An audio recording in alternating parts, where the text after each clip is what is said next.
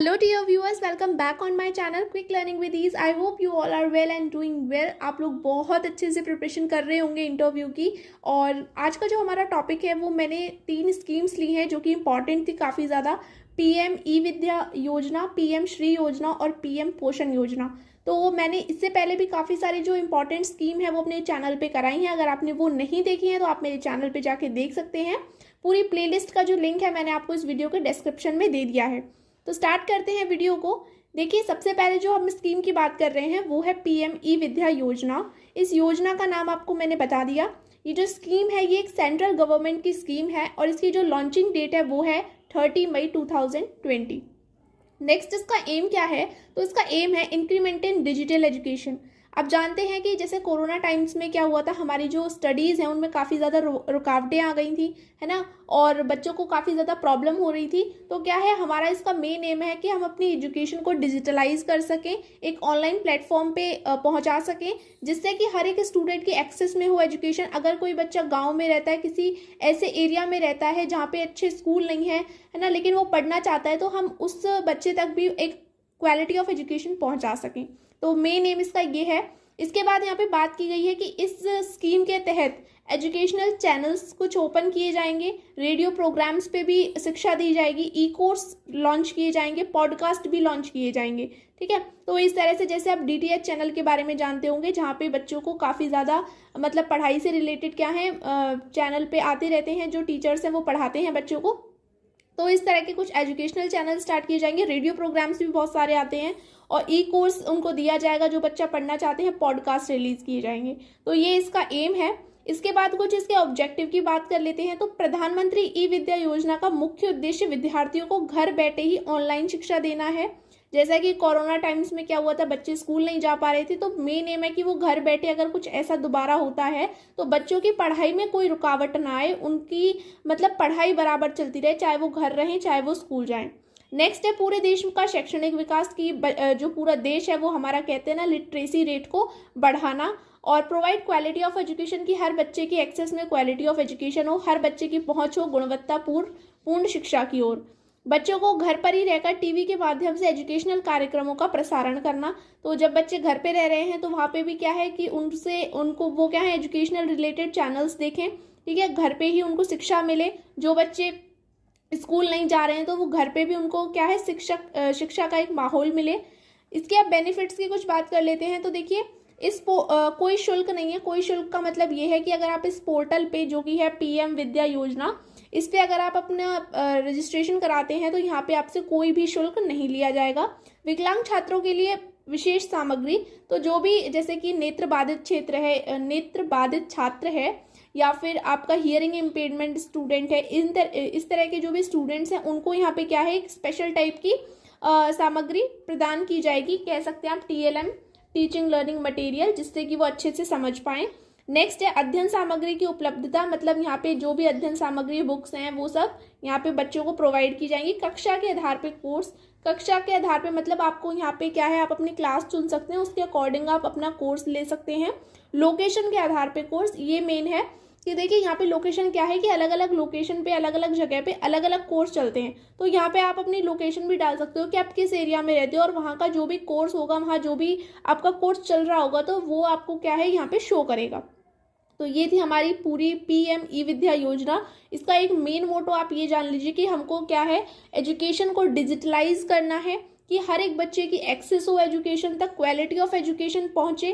ठीक है, बच्चा घर पे रहे या फिर वो स्कूल जाए या नहीं जाए, लेकिन वो शिक्षा से दूर कभी ना हो। नेक्स्ट बात कर लेते हैं पीएम श्री योजना की। तो पीएम श्री योजना क्या है, सबसे पहले इसकी फुल फॉर्म देख लीजिए। Prime minister school for rising India, ये इसकी फुल फॉर्म है। स्कीम पीएम श्री योजना मैंने बता दी। लॉन्च कब हुई थी? 5 सितंबर 2022 को, जिस दिन आपका टीचर्स डे होता है। स्कीम किसकी है? तो ये सेंट्रल गवर्नमेंट की स्कीम है। इसका एम है देश के भविष्य बच्चों की बुनियाद को और मजबूत बनाना और क्वालिटेटिव ग्रोथ। ठीक है, मेनली यहाँ पे क्या है ऐसे स्कूल बनाने की बात की जा रही है या की गई है कि ये मॉडल स्कूल बनेंगे जिसमें क्या है आपकी एक कह सकते हैं मॉडर्न एजुकेशन होगी, डिजिटलाइज एजुकेशन होगी। यहाँ पे आपको बहुत अच्छे अच्छे टीएलएम कह सकते हो या फिर आईसीटी के माध्यम से आपको यहाँ पे सिखाया जाएगा। अब इसके कुछ ऑब्जेक्टिव की बात कर लेते हैं। तो विद्यार्थियों को स्मार्ट शिक्षा से जोड़ना एवं पुराने स्कूलों को नया स्वरूप देना। तो मैंने बताया कि यहाँ पे मॉडल स्कूल बनाने की बात की गई है। आईसीटी से, स्मार्ट शिक्षा से क्या करना है, स्कूलों को जोड़ना है। जो पुराने स्कूल है उनको एक नया स्वरूप देना है। इन स्कूलों में आधुनिक माध्यम से शिक्षा दी जाएगी। तो आधुनिक माध्यम आप समझ गए कि इंफॉर्मेशन कम्युनिकेटिव टेक्नोलॉजी मतलब आईसीटी, डिजिटल बोर्ड से, इन सब से क्या है शिक्षा दी जाएगी, आधुनिक माध्यम से दी जाएगी। कंप्यूटर का यहाँ पे पूरा प्रयोग किया जाएगा। इसके बाद है इस योजना में संपूर्ण देश में 14,500 स्कूलों का विकास एवं उन्नयन होगा। तो यहाँ पे जो कंप्लीट ऐसे जो स्कूल मतलब जो एक डिटेल दी गई है कि हमको कितने स्कूलों का यहाँ पे विकास करना है, तो वो 14,500 का पूरे देश भर में किया जाएगा। स्कूलों को सौर पैनलों, स्मार्ट अपशिष्ट निपटान और प्रबंध प्रणाली, प्राकृतिक रूप से खेती किए गए पोषण उद्यान, जल संरक्षण और संचयन प्रणाली आदि के साथ ग्रीन स्कूल के रूप में भी विकसित किया जाएगा। मतलब यहाँ पे एक ऐसे स्कूल बनाए जाएंगे जहाँ पे बिजली के लिए आप सौर पैनलों का यूज करें, ठीक है। और जो भी खेती की जाएगी उन मतलब ऐसा है कि स्कूलों में क्या होता है, गार्डन्स बनाए जाते हैं जिससे बच्चों को पोषक तत्व मिल पाए, है ना। वहीं पे आपकी गार्डनिंग की जाएगी और जल संरक्षण वहाँ पे किया जाएगा कि बारिश के पानी को कैसे बचाया जाए। मतलब एक कह सकते हैं ना कि पूरा का पूरा कह सकते हैं इको फ्रेंडली एक स्कूल बनाया जाएगा जिसे हम ग्रीन स्कूल कह रहे हैं। तो इस तरह के स्कूल विकसित किए जाएंगे। नेक्स्ट है आपकी पीएम पोषण योजना। तो जैसा आपको नाम से समझ आ रहा है, पोषण मतलब ये आपके संतुलित आहार बच्चों तक पहुंचे, उससे रिलेटेड है। तो पीएम पोषण योजना को हम पहले national scheme for mid day meal in school के नाम से जानते थे। पॉपुलरली ये मिड डे मील के नाम से फेमस है, ठीक है। तो ये लॉन्च कब हुई है, 8 मार्च 2018 को। इसका एम है प्राथमिक शिक्षा के यूनिवर्सलाइजेशन के लक्ष्य को प्राप्त करने हेतु। देखिए मिड डे मील जो स्कीम थी या फिर ये पीएम पोषण जो योजना है, इसका मेन मोटिव सिर्फ यही नहीं है कि बच्चों को खाना मिले। इसका मेन मोटिव ये भी है कि जो भी प्राइमरी जो लेवल की एजुकेशन है उसको हम यूनिवर्सलाइज कर पाए। मतलब कि हर एक छोटे मतलब हर एक कह सकते हो आप 6 से 14 वर्ष के बच्चे को, और अब जैसे एनईपी में कहा गया हम 3 साल से लेते हैं, तो 3 साल से लेके 14 वर्ष तक के हर एक बच्चे को क्या है शिक्षा प्राप्त हो। ऐसा देखिए भूखे पेट कोई बच्चा पढ़ाई नहीं कर पाएगा। तो ऐसा ना हो कि वो भूख की वजह से या फिर कह सकते हैं कि उसे खाना नहीं मिला है बराबर, इसलिए वो अपना पढ़ाई में मन ना लगा पाए। तो पेट जब भरा होगा जब भी वो शिक्षा को अच्छे से प्राप्त कर पाएगा, उसका मन लग पाएगा। तो ये मेन मोटिव था। ये तो था ही कि न्यूट्रिशनल क्वालिटी इंक्रीज करनी है बच्चों की, कि बच्चों को एक संतुलित आहार दे पाएं, लेकिन ये भी था कि खाली पेट अगर बच्चा होगा तो वो पढ़ाई नहीं कर पाएगा। तो यहाँ पे क्या होगा, उसको भरपूर मतलब आप कह सकते हो कि न्यूट्रिशियस फूड दिया जाए, उसके बाद क्या हो वो पढ़ाई करने आएगा, ठीक है। तो ये भी था कि बच्चे खाने के लिए भी आ जाते थे स्कूल। तो पर उनका मोटो ये नहीं था, उनका मोटो ये था कि हम बच्चों को न्यूट्रिशन के साथ साथ क्या है शिक्षा से जोड़ें, ठीक है। इसके बाद नेक्स्ट है कक्षा 1 से लेके 8 में पढ़ने वाले 6 से 14 वर्ष के आयु वर्ग के प्रत्येक बच्चे को पका हुआ भोजन प्रदान करना इसका एम है।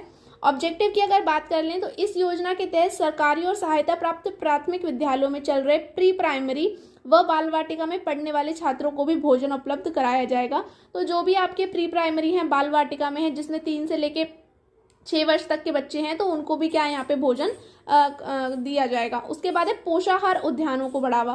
पोषाहार उद्यानों से मतलब है यहाँ पे कि स्कूल में गार्डनिंग से रिलेटेड जो भी आंगनवाड़ियाँ होती हैं वो क्या करेंगी, गार्डनिंग करेंगी, जिससे बच्चों को जो भी सूक्ष्म तत्व हैं आप कह सकते हैं, जो भी मिनरल्स हैं या फिर जैसे कैल्शियम, प्रोटीन, ये तो है ही है। इसके बाद जो भी फाइबर होते हैं, ठीक है, मिनरल्स होते हैं, तो ये भी बच्चों को मिले, इसके लिए क्या है स्कूल में गार्डनिंग की जाएगी। मैं आपको ये फोटो दिखा देती हूँ, देखिए स्कूल में गार्डनिंग से रिलेटेड है, ठीक है। इसके बाद नेक्स्ट है तिथि भोजन अवधारणा को प्रोत्साहित किया जाएगा। तिथि भोजन अवधारणा ये है कि क्या होते हैं, कुछ इंपॉर्टेंट ऐसे डेज होते हैं जो कि एक मतलब आप कह सकते हैं किसी कोई आदमी है उसकी कोई एक इम्पॉर्टेंट डेट है, हो सकता है कि उसके वो बच्चों को भोजन कराना चाहे, मान लीजिए उसके यहाँ श्राद्ध है या फिर कोई और इम्पॉर्टेंट उसका डे है, ठीक है, तो वो बच्चों को खाना खिलाना चाहता है कुछ अच्छा, तो क्या है वो यहाँ पे खिला सकता है। तो ये तिथि भोजन की अवधारणा यहाँ पे दी गई है। मैं आपको ये फोटो दिखा देती हूँ कि अगर वो अपनी मर्जी से क्या है यहाँ पे बच्चों को खाना खिला सकता है।